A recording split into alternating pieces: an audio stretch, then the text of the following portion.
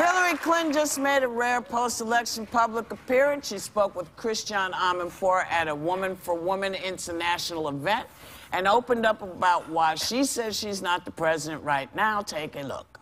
I was on the way to winning until the combination of Jim Comey's letter on October 28th and Russian WikiLeaks raised doubts in the minds of people who were inclined to vote for me but got scared off. If the election had been on October 27th, I'd be your president. Did we make mistakes? Of course we did.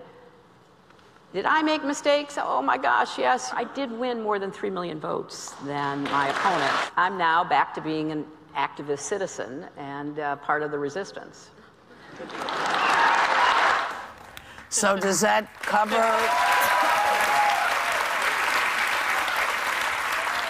some reasons as to why? Or is she overlooking stuff? Or? This was the most unimpressed I've been with Hillary Clinton. Every time I see her do an interview, I'm waiting for a moment where she just doesn't blame anyone but herself and acknowledges why they lost. Why? The reason why she lost was that her foreign policy at the State Department was a disaster. Her intervention in Libya led to terrorist havens and the infiltration of ISIS. She lost because she picked a bad vice presidential candidate. She didn't do proper groundwork in states like Wisconsin, in states like Michigan, in states like Pennsylvania. She lied to people. She made the decision. Don't bring up the lie. Please don't bring up lying. About having the server? Don't bring up lying about people. Okay, well, she did. Yeah, let's not put lies in, because if we're going to compare. But no, I'm not here to. I'm not here to compare one. I can hear you on other stuff, but the lying I just can't handle. Go ahead, babe. Did you? Well, I was just no. I was going to let you finish if you had. But I tend to agree. I was a little shocked when I saw her say that at first, because I think there was a moment after the election when so many of us stopped after looking at those polls and the buildup, and we were like, what did we miss? In some ways, I think she might still be missing some of it. I think if she had said these both were a part of the problem, but that they missed. She did.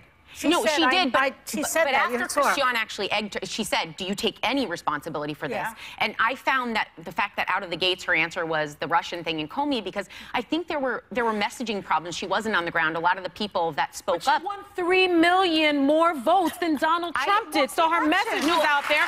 People wanted to vote for her, and the bottom line is, the FBI was investigating Trump's Russia ties, and since July, and they only mentioned that this March. Yet they mentioned it in October. Sonny, I voted for her. I'm a Hillary Clinton supporter. Yeah. But what I'm saying is I was disappointed by the interview, because to me at this moment what she needed to say was, we missed the mark in a lot of ways. There were things we didn't hear, and it shows me in this interview she might still be missing. I don't know that she missed the mark.